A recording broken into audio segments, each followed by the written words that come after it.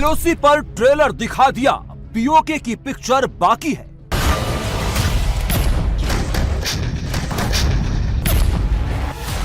नौ 10 मई की रात एलओसी के उस पार क्या हुआ?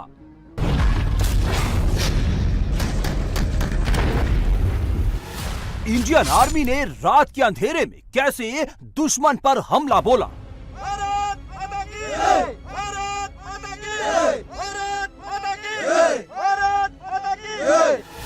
105 मिलीमीटर की देसी तोप ने कैसे दुश्मन के परखच्चे उड़ाए?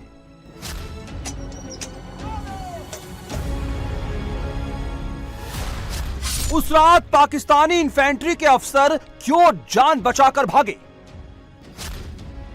पहलगाम का बदला लेने के लिए ऑपरेशन सिंदूर 6-7 मई को शुरू हुआ। 9-10 मई की रात को एलओसी पर बहुत भीषण जंग हुई। पाकिस्तान को इंडियन आर्मी ने ऐसी मार मारी जिससे वो कई दशकों तक याद रखेंगे। देखिए, मैं शुरुआत में यही बोलूंगा कि गोलियां उन्होंने चलाई थी पर धमाका हमने किया। The operation Sindoor was not a reaction, it was a calculated and mission oriented strike. हमारा इरादा बिल्कुल क्लियर था, एनिमी के टेररिस्ट इंफ्रास्ट्रक्चर और इन्फिल्ट्रेशन में सपोर्ट कर रही पोस्ट्स को प्रिसाइज तरीके से डिस्ट्रॉय करना है। इसके लिए हमारी तैयारी बिल्कुल पक्की थी, मेंटली, टैक्टिकली और लॉजिस्टिकली। हमारे गन क्रू ने अपनी खुद की पोजीशन, गन डाटा और एग्जीक्यूशन की इतनी रिहर्सल्स कर ली थी कि हमारा राउंड टारगेट को छोड़ के और कहीं नहीं गया। हमने ऐसा जवाब दिया है कि वो हमेशा इस ऑपरेशन को याद रखेगा और ऐसी जरूरत फ्यूचर में करने के लिए वो 100 बार सोचेगा। एलओसी के उस पार से पाकिस्तान की 75वीं इन्फेंट्री डिवीजन भीषण गोलाबारी कर रही थी। भारत के रिहायशी इलाकों को टारगेट किया जा रहा था। पाकिस्तान को मुंहतोड़ जवाब देने के लिए भारत की चिनार कोर ने मोर्चा संभाला। 105 mm की तोपों से हमला शुरू किया। इंडियन आर्मी के जो जवान उस रात दुश्मन पर काल बनकर टूट पड़े, कैसे उन्होंने कुछ घंटों में ही पाकिस्तान को घुटनों पर ला दिया। उस रात का एक एक मिनट कैसे गुजरा, कैसे भारत ने पलटवार किया। पहली बार कैमरे में उस रात की लड़ाई, भारतीय जवानों के हौसले की दास्तान वही फौजी सुना रहे हैं जो मोर्चे पर थे। दुश्मन ने जब सीज फायरिंग का उल्लंघन करके हमारे फॉरवर्ड पोस्टों को निशाना बनाने की कोशिश की, तो उस समय हमारा रिस्पांस एकदम स्ट्रॉन्ग, एक्यूरेट और इफेक्टिव था। गन से निकला हुआ हर एक राउंड बिल्कुल सटीक और टारगेट को न्यूट्रलाइज करने वाला था। हमें टारगेट्स बिल्कुल क्लियर थे। हमने उसका डाटा वर्कआउट किया और दुश्मन के सैन्य ठिकानों पर भारी मात्रा में बमबारी की, जिससे दुश्मन को काफ़ी क्षति हुई और उनके खेमे में, सैन्य ठिकान में काफ़ी अफरा तफरी का माहौल पैदा हुआ। हमारी तरफ से काफ़ी ज़बरदस्त जवाब था। जो भी टारगेट्स हमारे को मिले, हमने उसको जल्दी एग्जीक्यूट किया और गन पर सही एक्शन हुआ। और जैसे इनिमी ने हमारे पर फायर किया, फायर के दौरान जब हमने इधर से रिटेलिएट किया तो इनिमी की तरफ से फायरिंग बिल्कुल बंद हो गया। हमारी गन्स ने टारगेट पर बिल्कुल एक्यूरेट फायर किया। अगर इनिमी अगले काफ़ी दशकों तक इस फायरिंग को याद रखेगा और हमारे ऊपर आंख उठाने की जरूरत नहीं करेगा।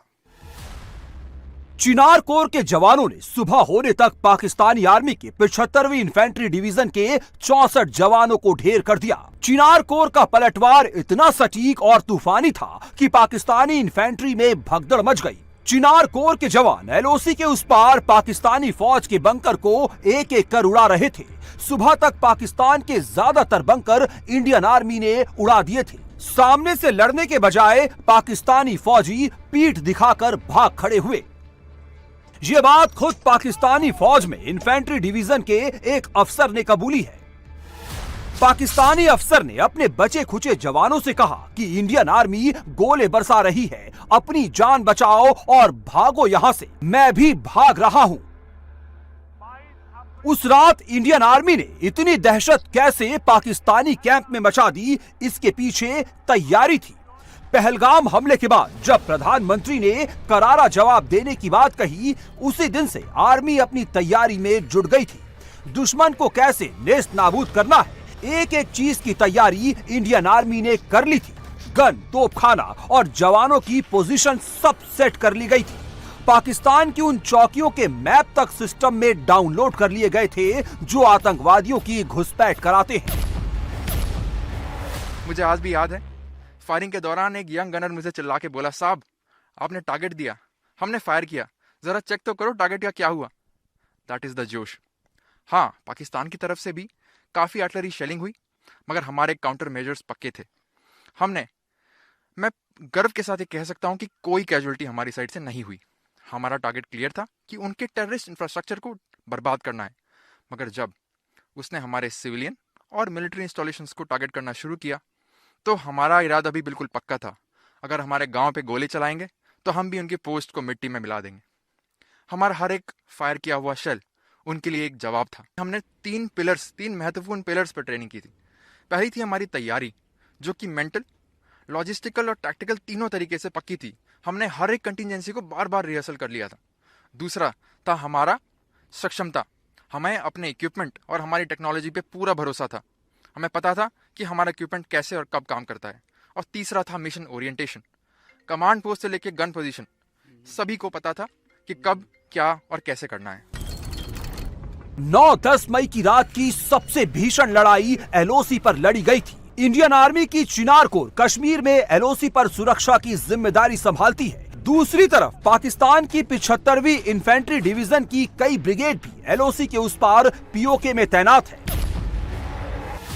चिनार कोर का आदर्श वाक्य सर्वत्र इज्जतो इकबाल है, यानी हर जगह सम्मान और गौरव के साथ सरहद की रक्षा करना है। 9-10 मई की रात चिनार कोर ने फिर से इसे सही साबित किया। 9-10 की दरमियानी रात पाकिस्तान की 75वीं इन्फेंट्री ने एलओसी पर आतंकी घुसपैठ के इरादे से रात में हैवी तोपखाने से फायरिंग शुरू की। चिनार कोर के जवान भी एलओसी के इस पार चार्ज बैठे थे। बिना वक्त गवाए 105 mm की तोप का मुंह जवानों ने पीओके की तरफ खोला और ताबड़तोड़ गोले बरसाने शुरू कर दिए। यह गन पोजीशन ऑक्युपाई करने का आदेश मिला था। समय से पहले हमने इन गन पोजीशन को ऑक्युपाई कर लिया, जो कि हमारे शांतिकाल ट्रेनिंग के दौरान हमारा एक पार्ट था। ऑपरेशन सिंदूर के तहत हमारा टास्क बिल्कुल क्लियर था। टेररिस्ट के इंफ्रास्ट्रक्चर और इन्फिल्ट्रेशन सपोर्ट करने वाले दुश्मन के फॉरवर्ड पोस्टों को निशाना बनाना था और उनको एक्यूरेटली न्यूट्रलाइज करना था। एलओसी पर जहां ये भिड़ंत हुई वहां से पाकिस्तान की सभी पोस्ट 7 किलोमीटर से लेकर 12 किलोमीटर के दायरे में आ जाती है। स्वदेशी तकनीक से निर्मित 105 mm गन की रेंज 30 किलोमीटर है। इनका एम्यूनिशन भी स्वदेशी है। 105 mm की स्वदेशी फायर पावर की ताकत से चिनार कोर ने सुबह तक न सिर्फ एलओसी की लड़ाई में बढ़त बना ली, बल्कि पाकिस्तान की चौकियों को नेस्त नाबूद कर दुश्मन की तोपों का मुंह बंद कर दिया। चिनार कोर ने 9-10 मई की रात लीपा वैली और नीलम वैली तक तबाही मचाई। लीपा वैली एलओसी के बहुत करीब है। भारत के कुपवाड़ा से इसकी दूरी 78 किलोमीटर है, जबकि पीओके की राजधानी मुजफ्फराबाद से 83 किलोमीटर है। लीपा वैली शम्सबारी पर्वत श्रृंखला के तलहटी में स्थित घाटी है। यहाँ भारत पाकिस्तान की सैन्य चौकियां बिल्कुल आमने सामने हैं। 1971 की लड़ाई में भी यहाँ चिनार कोर ने निर्णायक बढ़त हासिल की थी।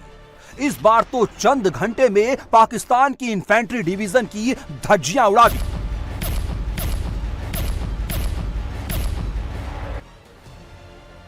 इस दौरान पाकिस्तान आर्मी की एक पोस्ट से एक गोला दागा गया, जो भारत की तोप के बिल्कुल पास आकर गिरा। इंडियन आर्मी ने फटने से पहले ही उसे न्यूट्रलाइज कर दिया। पाकिस्तान आर्मी भारत के किसी जवान का बाल तक बाका नहीं कर पाई। ऐसा इसलिए संभव हुआ क्योंकि इंडियन आर्मी अटैक के साथ डिफेंस सिस्टम के साथ मोर्चे पर डटी थी। स्वदेशी तकनीक से विकसित रडार दुश्मन की हर पोजीशन और बंकर लोकेशन का रियल टाइम डेटा दे रहे थे। बिना देरी किए हुए हमने हर एक टारगेट का डाटा वर्कआउट किया और सही समय और सही दिशा के साथ टारगेट के ऊपर राउंड को पहुंचाया। इसमें एक टाइम ऐसा भी आया कि दुश्मन का फायर हमारे गन पोजीशन पे आया। हमारे पहले से काउंटर मेजर्स क्लियर थे, तो हमारा कोई कैजुअलिटी नहीं हुआ। हम बिल्कुल सारे सेफ थे। बाकी हमारा फायर इतना सटीक था कि दुश्मन के ऊपर जैसे हमारा फायर बिल्कुल सटीक लगा तो उन्होंने हमारे सिविलियंस के ऊपर फायर करना शुरू कर दिया कि हमारा ध्यान भटक जाए, लेकिन हमारा ध्यान नहीं भटका। हमने अपने रोल पे कायम रहे। एलओसी पर भारत पाकिस्तान की जिन 2 बटालियन के बीच 9 की रात को जंग लड़ी गई, उनमें पाकिस्तान की 75वीं इन्फेंट्री ब्रिगेड का हेडक्वार्टर पीओके के मुर्री में है। इंडियन आर्मी की चिनार कोर का हेडक्वार्टर श्रीनगर में है।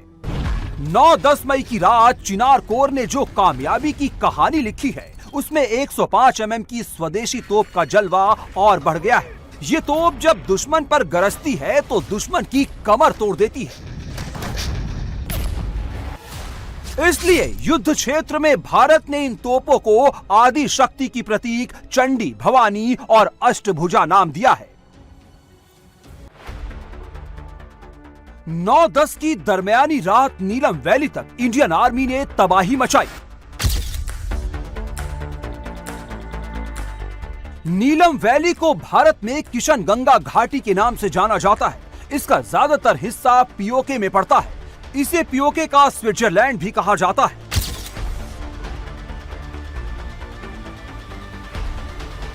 नीलम वैली 4000 मीटर की ऊंचाई पर है।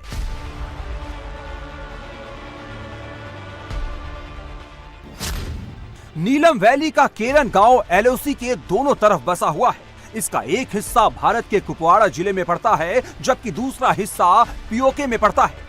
यहाँ हिंदुओं की आस्था का केंद्र मां शारदा पीठ भी स्थित है। पीओके से अक्सर इस इलाके में आतंकी घुसपैठ होती है। 9 मई की रात इंडियन आर्मी ने यहाँ बिना एलओसी पार किए पाकिस्तान को भारी नुकसान पहुंचाया।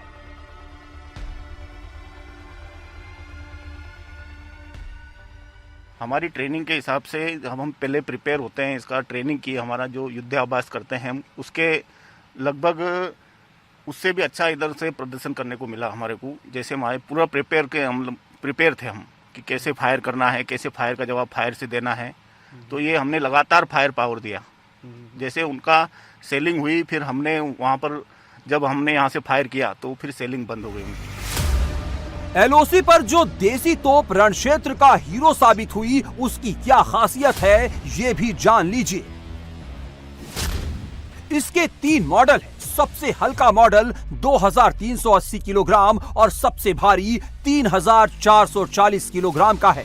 इसकी लंबाई 19.6 फीट होती है, जिसमें 105 × 371 मिलीमीटर का गोला लगता है। ये दुश्मन के बंकर और बख्तरबंद वाहनों को भी उड़ा देता है। दुश्मन के ड्रोन के खिलाफ भी 105 मिलीमीटर तोप कारगर साबित हुई है। ये स्वदेशी तोप 1 मिनट में 6 से 10 गोले दागती है। इस तोप को armament research and development establishment ने 1972 में बनाया था। इसका प्रोडक्शन 1984 में जबलपुर की खमरिया गन कैरिज फैक्ट्री में शुरू हुआ। इस तोप को चलाने और मेंटेन करने में सिर्फ 2 से 3 लोग ही लगते हैं। हमें 100% सफलता मिला है इस काम में, जो कि हमें दिए गए टास्क में कोई रुकावट नहीं आई। जो हमें दिया हुआ टास्क था, हमने उस टास्क को पूरा किया। सर, हमारा फौज ने हमारे को जो ट्रेनिंग दिया था और उससे बढ़कर हमने 100% काम करके दिया है सेना को। जितना भी उनका जो मेन बंकर है और मेन जो गन इलाका है, हमने उनको टारगेट करके उनका बर्बाद किया सर।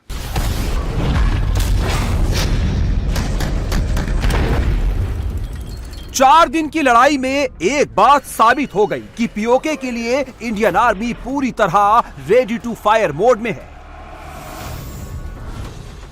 अभी एलओसी पार किए बिना ही भारत की सेना पीओके में पाकिस्तानी आर्मी को बहुत आगे तक तबाह कर सकती है। एलओसी पर 155 मिलीमीटर की बोफोर्स तोप भी तैनात है, जो करगिल में अपना ट्रेलर दिखा चुकी है।